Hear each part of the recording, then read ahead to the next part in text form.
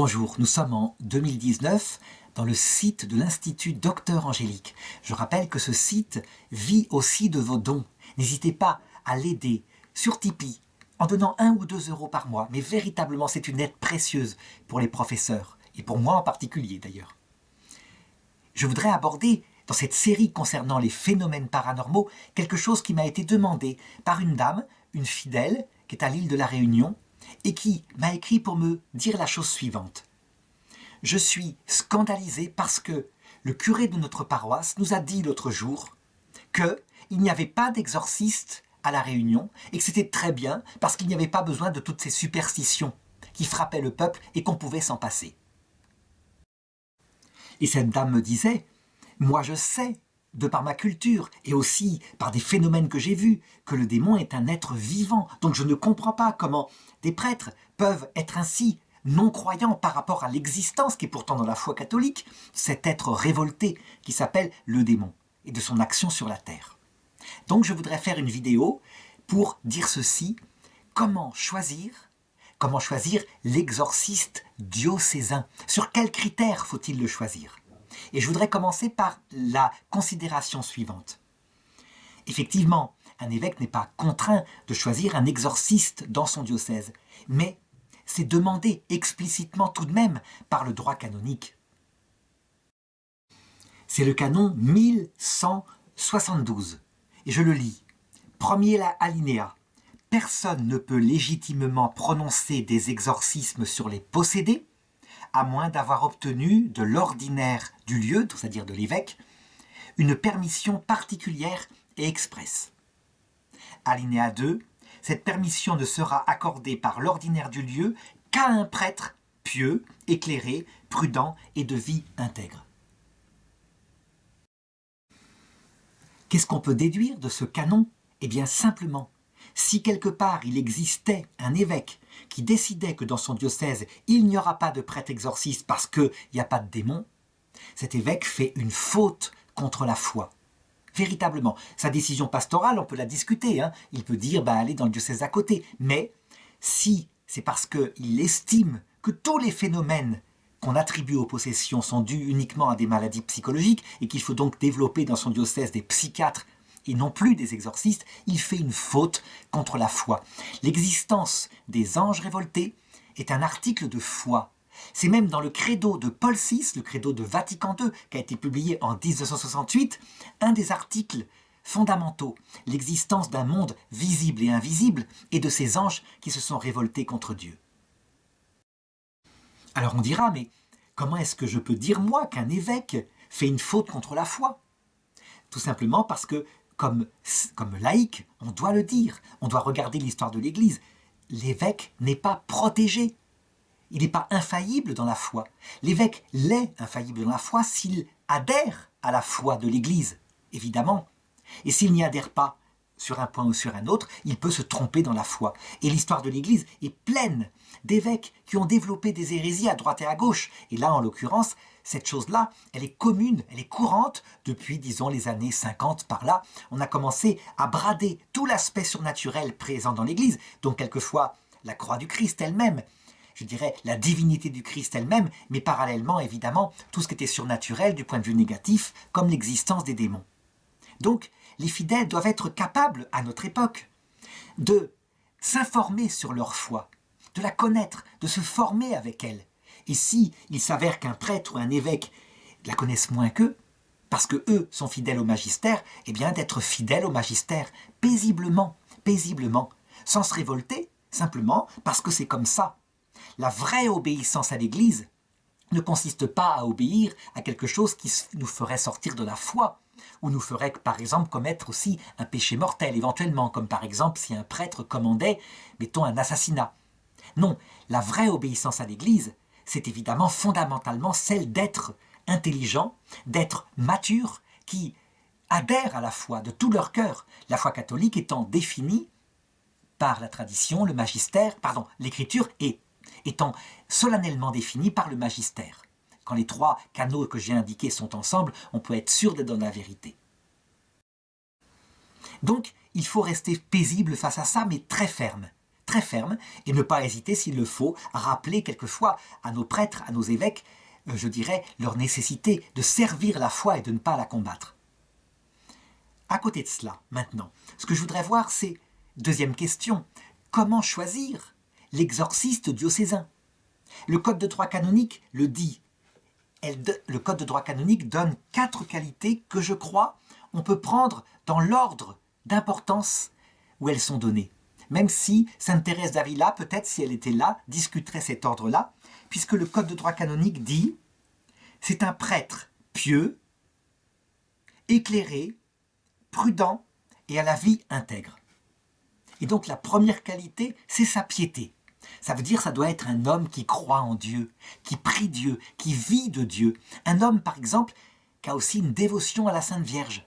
Parce que la Sainte Vierge, elle n'est pas secondaire dans la foi. Elle est importante. Elle nous a été donnée par le Christ comme notre mère. Cette piété, pourquoi est-ce que l'Église la met en premier? Parce qu'effectivement, lorsque la fréquentation de Dieu par la prière se fait, le prêtre est en sa vocation. Éclairé par l'Esprit Saint, il est fidèle à la foi. Et c'est tout de même évidemment quelque chose de fondamental. La deuxième qualité, c'est un homme éclairé. Éclairé, ça veut dire quoi? Ça veut dire intelligent. Intelligent. Éclairé par des études, tout simplement. Donc un homme instruit. Un homme qui s'y connaît dans ce domaine qui s'appelle la philosophie, qui permet de connaître la nature humaine, et d'autre part la théologie, qui permet de connaître la révélation de Dieu. Je vais montrer maintenant pourquoi ce caractère éclairé est important. En effet, le prêtre qui va devoir exorciser va faire un travail de discernement. Et donc il doit connaître la doctrine concernant le démon. Mais il doit savoir aussi que le démon n'est pas toujours là. Je voudrais raconter une petite histoire pour bien montrer comment saint Cassien, un moine du désert du IVe siècle, expliquait la place du démon. Il disait ceci: « J'ai vu en rêve une immense ville où les gens achetaient, vendaient, des centaines de milliers de personnes. Et cette ville, il n'y avait pas un seul démon. Et j'ai vu au pied des remparts de la ville, qui faisait la sieste au soleil, un démon ventripotent qui était là et qui n'allait pas tenter les gens. Alors je suis parti dans mon rêve dans le désert d'Égypte. Et là j'ai trouvé un moine. C'était saint Antoine qui priait. Et autour de saint Antoine, des milliers de démons tournaient comme des mouches, en le tentant sur tout, le sexe, la gloire, l'argent, etc. Et il était là, et il priait pour essayer de tenir dans sa vocation. Et moi je me suis étonné, dit saint Cassien. Alors je suis allé voir le démon ventripotent qui dormait au pied de la ville. Je l'ai réveillé, je lui ai dit, mais comment ça se fait que saint Antoine a des milliers de démons et que les gens dans la ville n'en ont pas? Eh bien le démon m'a répondu, pas besoin dans la ville, ils se tentent entre eux. Voilà. Ça veut dire que le démon est une réalité, qu'il ne faut pas le voir partout, que l'action du démon peut être parfois tout à fait réalisée par nos propres pulsions. Et donc le prêtre va devoir être capable de discerner les esprits. Ça veut dire discerner la cause d'un phénomène. Est-ce que cette cause est naturelle? Et en premier lieu, il doit chercher s'il n'y a pas une cause naturelle. Parce que ça existe. Je voudrais raconter une histoire qui montre comment certains phénomènes qu'on a pu prendre pour des possessions démoniaques étaient dus à la nature. C'est une histoire qui se passe dans les années 45-50, juste avant que les antibiotiques arrivent de par les Américains en Europe. Une femme fut prise de transe, une femme qui d'ailleurs avait une maladie, un cancer de l'intestin, avec, des petites plaies qui se faisaient dans l'intestin. Et cette femme était prise de crises terribles, elle se mettait en hyperextension, elle était allongée en arc de cercle sur le dos, appuyée sur ses talons et sur sa nuque, et elle rentrait dans des crises comme ça de tension nerveuse. Elle insultait tout le monde, etc. Quand les Américains sont arrivés, alors que tout le monde pensait qu'il y avait un cas de possession, ils lui ont donné de la pénicilline, c'est-à-dire des antibiotiques. Et aussitôt, ce qu'elle avait s'est arrêté. En fait, on s'est aperçu plus tard que des toxines dues à une bactérie qu'elle avait dans l'intestin passaient dans son sang et provoquaient cet effet-là. Donc il faut chercher une cause naturelle. Le prêtre, il est éclairé, donc il est capable d'admettre que ce qui ressemble parfois à des possessions vient de cela. Parfois, ça vient aussi de maladies mentales. Je dirais, par exemple, une personne qui n'arrive pas à contrôler des pulsions qu'elle a développées en elle, ou qui n'arrive pas à digérer quelque chose qu'on lui a fait de mal et qui ne pardonne pas. Ça fait en elle, du coup, des somatisations extraordinaires, très curieuses. Cependant, il y a deux excès à éviter dans cette façon de discerner. Il y a des prêtres, éclairés soi-disant, qui disent « tout vient de la nature, sans exception. Tout vient de la nature. Le démon n'existe pas. Ça ne va pas. Ce n'est pas être éclairé. Ce n'est pas un exorciste éclairé qui est choisi là. C'est un exorciste idéologique qui est sorti de la foi. » À l'inverse, il y a des exorcistes qui disent, dès qu'ils voient un phénomène un peu bizarre, ça vient du démon, et ils pratiquent le grand exorciste. Ces prêtres-là ne sont pas plus éclairés. Ils sont superstitieux. Ce qu'on demande à un prêtre, donc comme deuxième qualité, c'est d'être éclairé à tout point de vue. Il doit même être capable de chercher éventuellement une troisième cause. J'ai donc dit qu'il y avait deux causes possibles pour un phénomène du style la personne entre en transe, se met à insulter la croix dès qu'elle la voit, etc. Ça peut être une maladie physique, psychique, mentale. Ça peut être un démon. Mais parfois, ça peut être aussi, pourquoi pas? Pourquoi les prêtres exorcistes seraient-ils contre? Ça peut être peut-être l'âme d'un mort malheureuse qui est là sur le secteur. Et on sait combien les pères de l'Église l'enseignaient. Et même Saint Bernard, qui n'est pas un père de l'Église, mais un docteur de l'Église, raconte une histoire comme ça, avec la présence d'une âme malheureuse qui était restée entre ce monde et l'autre. Bref, un prêtre éclairé qui connaît sa théologie, qui connaît aussi les hypothèses non encore développées, c'est la deuxième qualité. La question que je voudrais poser maintenant, est-ce que le fait qu'il est éclairé en théologie est une qualité plus importante que sa piété, la première qualité que j'ai citée, ou est-ce qu'elle est moins importante? Eh bien, je suis sûr que la plupart d'entre ceux qui écoutent cette vidéo diront « la piété est plus importante, évidemment, parce qu'au moins ça le met en phase avec l'Esprit Saint. » Eh bien, Sainte Thérèse d'Avila pensait l'inverse. Je le dis comme ça, à titre juste pour montrer comment Sainte Thérèse d'Avila avait du bon sens. Elle disait « Je préfère, si on me propose un prêtre saint ou un prêtre théologien, je choisis le prêtre théologien. Parce que les prêtres saints, quelquefois, ils s'exaltent un peu, ils vont trop loin. Tandis que les théologiens, les vrais théologiens, eux, ils savent discerner avec prudence. » Pour ma part, je pense que quand on peut trouver un prêtre pieux et théologien, c'est l'idéal, évidemment. Les deux qualités sont fondamentales. Troisième qualité qui est demandée à l'exorcisme, la prudence. La prudence, ça veut dire quoi? Cet homme n'a pas confiance dans son discernement. Cet homme doit rester humble. Je me rappelle avoir rencontré un jour un prêtre qui me disait « Moi, en 2 minutes, je regarde une personne et j'ai compris ce qu'elle avait au fond du cœur. » À savoir si ses intentions étaient celles de la vanité ou si ses intentions étaient celles de l'amour du Seigneur. Je me suis toujours dit que ce prêtre allait faire des bêtises, que ce prêtre n'était pas assez modeste, assez suspicieux sur lui-même, et ça n'a pas manqué, il a fait des bêtises.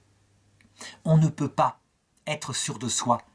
Je dirais, quand le charisme qui nous permet, comme le Padre Pio, d'avoir un discernement venant de l'Esprit Saint nous est donné, tant mieux, alors formidable. Et encore faut-il être prudent, parce qu'on pourrait très facilement confondre le charisme venant de l'Esprit Saint et sa propre imagination.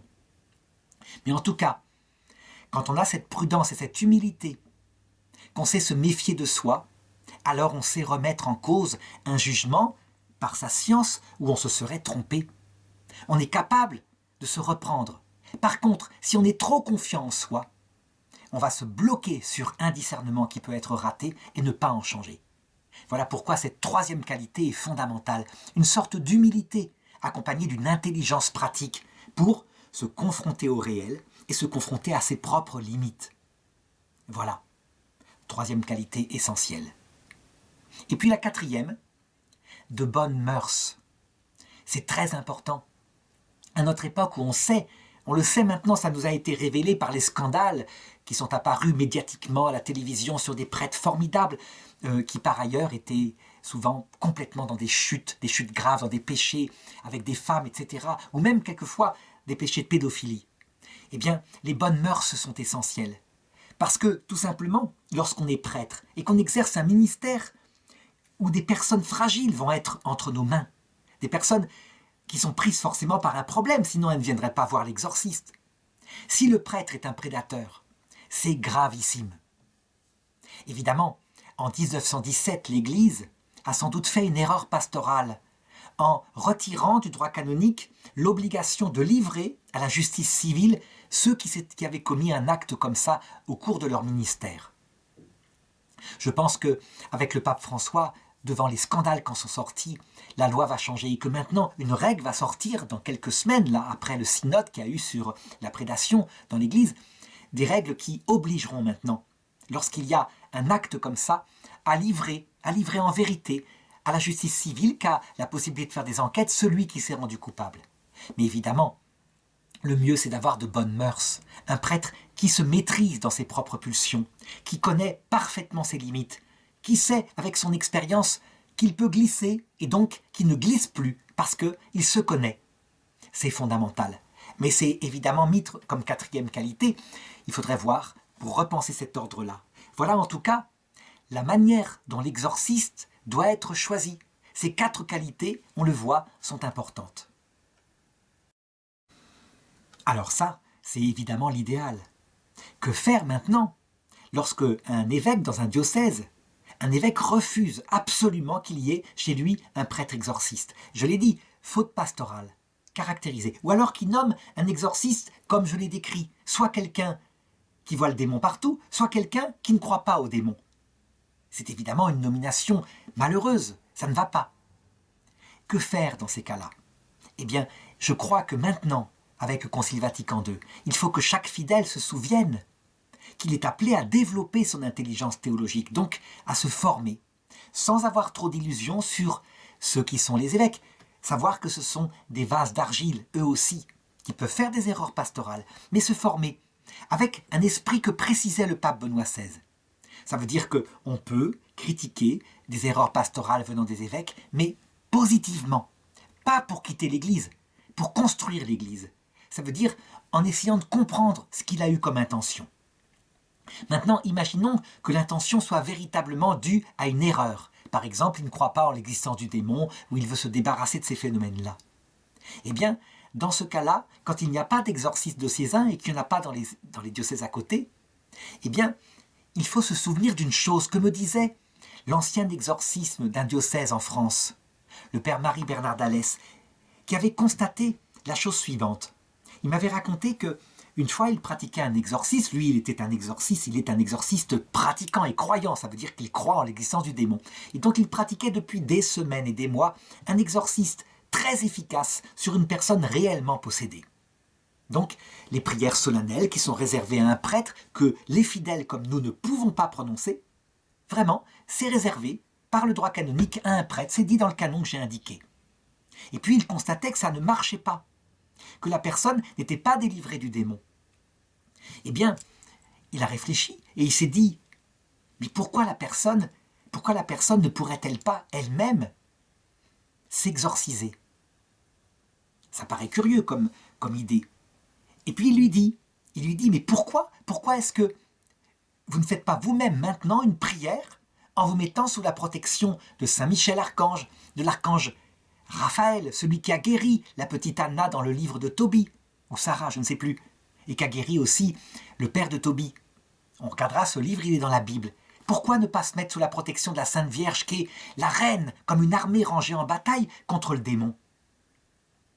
Eh bien, je pense qu'il avait raison, parce qu'il m'a raconté la chose suivante.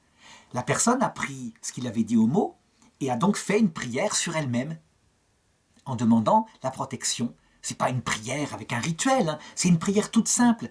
Je me confie à toi, Saint Michel, chasse le démon. Saint Raphaël, toi qui as chassé Asmodée, le pire des démons, qui torturait cette petite jeune femme, s'il te plaît, fais la même chose pour moi. Eh bien, ça s'est mis à marcher. Le démon est parti de cette personne-là. En fait, il faut se souvenir d'une chose qui est fondamentale. Resituer l'exorcisme à sa juste place. Je me rappelle qu'à un moment donné, Don Gabriele Amorce, qui était un exorciste solennel officiel du Vatican pendant des années, qui est mort il y a quelques années, avait à un moment donné sorti la chose suivante. Je constate que l'exorcisme et les formules issues du Concile Vatican II sont moins efficaces que les formules d'avant le Concile Vatican II. Et moi je me disais, mais tout le monde lit ça, et je me grattais la tête comme théologien, je me dis, mais c'est quoi cette affaire-là qu'il nous sort, le père Gabriele Amorce? Alors lui, il le constatait dans son ministère, donc on pourrait dire, ben, il a l'expérience, moi je ne l'ai pas, j'ai jamais pratiqué l'exorcisme, pour une raison simple, c'est que je ne suis pas prêtre. Et puis, en réfléchissant au point de vue théologique, je me suis dit, mais ça ne va pas du tout. On a l'impression qu'il attribue le départ du démon à la formule, comme si la formule était un sacrement efficace par elle-même pour chasser le démon. Et je me suis dit, mais qu'est-ce qui chasse le démon? Qu'est-ce qui l'empêche de rester dans cette personne-là? C'est Jésus-Christ. C'est la puissance que Jésus-Christ, notre Dieu, donne aux saints et à la Vierge Marie et aux anges. C'est évident. Ça veut dire quoi? Ça veut dire qu'en fait, le démon, s'il ne part pas avec les formules de Vatican II et s'il part avec les formules d'avant, c'est qu'il veut faire croire au père Amorce que Vatican II ne vient pas de Dieu, que Vatican II est donc mauvais. La preuve, ça ne marche pas. Et donc le père Amorce se fait piéger. Et s'il avait pratiqué un peu moins longtemps l'exorcisme, qu'il s'était souvenu, au-delà de la pratique qu'il avait au jour le jour, de la théologie, donc la deuxième qualité du prêtre, éclairé, à savoir que si une petite enfant dit, dont le cœur est pur, dit un « Je vous salue Marie », un simple « Je vous salue Marie » pour une personne terriblement possédée, mais parce que cette petite jeune fille est humble et aimante, parce qu'elle aime Dieu de tout son cœur, alors la Sainte Vierge vient et le démon ne pourra pas rester. C'est un exorcisme plus puissant que le grand exorcisme solennel réservé aux prêtres. Il aurait dû le savoir, ça. On le voit très bien quand saint Paul, par exemple, est confronté à une femme qui est possédée par un démon et qui dit « Cet homme vous parle au nom de Dieu !» Donc, véritablement, on pourrait dire que le démon était obligé de dire une vérité le concernant. Et lui qui était excédé, saint Paul, parce qu'elle le suivait partout, dit simplement comme ça « Sors de cette femme !» Et aussitôt le démon sortit et ne revint pas. Caille, caille, caille, il s'enfuit en enfer, comme un toutou qui a reçu une morsure. Ça veut dire que la formule n'y est pour rien. C'est devant un homme ou une femme qui est humble et qui aime Dieu et son prochain plus qu'elle-même, que le démon fuit parce que l'Esprit Saint, à travers ce qu'il a délégué, la Vierge Marie, les saints, agit. Et donc, concrètement, ça veut dire quoi? Eh bien, si jamais, dans un diocèse particulier, il n'y a pas d'exorciste, il est interdit à nous, fidèles, de pratiquer le grand exorciste, mais il ne nous est pas du tout interdit de retrouver le bon sens et de dire simplement un « Je vous salue Marie » pour la personne qui souffre d'une possession. Simplement, comme ça. Pas dit « Je vous salue Marie », un seul, avec tout son cœur, humblement. Et bien voilà, l'exorciste, il sera efficace, c'est certain. Voilà ce que le père Bernard-Marie d'Alès m'avait enseigné, et je pense que c'est très très juste. Alors je pense que la personne qui m'avait demandé cette vidéo répondra, et sans doute c'est une bonne objection. Oui, mais on a des rituels sataniques chez nous, on a des pactes, des gens qui font des pactes et qui envoient des sorts, et donc tant que le pacte n'est pas détruit, on a beau faire des exorcismes, ça ne marche pas. Eh bien, je ne change pas d'avis. Ça veut dire que s'il y a un sorcier qui a émis un pacte et qui a signé ce pacte au point que la possession ne peut pas s'arrêter tant que le pacte n'est pas détruit, et que soi-même, avec sa petite foi, dans son intériorité, sans que personne le sache, on dit un « Je vous salue Marie » pour la personne. Le démon sera tellement torturé par l'envoi par la Vierge Marie des anges et des saints qu'il ira se retourner contre le sorcier, qui sera tellement dans l'horreur et de la souffrance qu'il va brûler immédiatement son pacte et que l'affaire se terminera. Et si jamais l'affaire ne se termine pas, parfois, il faut s'en souvenir. Il arrive que la Vierge Marie préfère que pour un temps, la possession demeure. Comme c'est arrivé par exemple pour sa petite servante Sainte Mariam Bawardi, une petite palestinienne qui a été canonisée au début du XXe siècle. Pourquoi? Parce que, quelquefois, des nuits intérieures, dues à ce démon qui lui veut nous perdre, en réalité, sont permises par Dieu parce que, de manière assez bizarre, elles provoquent en nous la croissance d'un cœur pauvre, d'un cœur tout humble, qui est absolument nécessaire pour obtenir la vie éternelle. Et donc, le démon qui veut nous perdre est bien piégé parce que, sans s'en rendre compte finalement, il sanctifie certaines personnes victimes. Voilà pourquoi quelquefois Dieu laisse agir le démon. Donc en ayant cette formation théologique, cette foi, cette espérance, cette charité, eh bien je dirais, on prend ces aléas-là que j'indiquais, un évêque qui ne donnerait pas à son diocèse d'exorcisme, on le prend bien. Je répète simplement, et je terminerai cette vidéo par là, il n'est pas permis à nous, fidèles, de pratiquer le grand exorcisme de l'Église catholique. Et ça, c'est fondamental. Si on n'obéit pas à ça, je dirais, à ce moment-là, on fait un peu le jeu du démon, puisque le démon, il y a une chose qu'il ne supporte pas, c'est l'obéissance.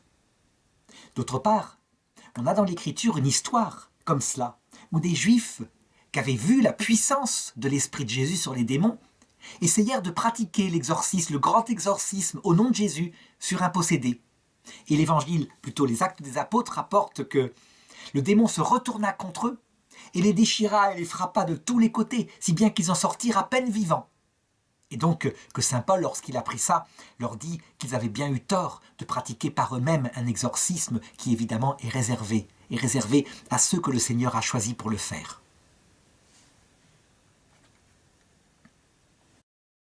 Donc pour nous fidèles, uniquement les petits exorcismes de nos sacramentaux, l'eau bénite, le Je vous salue Marie, le Notre Père, le chapelet, toutes sortes de choses comme ça merveilleuses et qui sont parfaitement efficaces.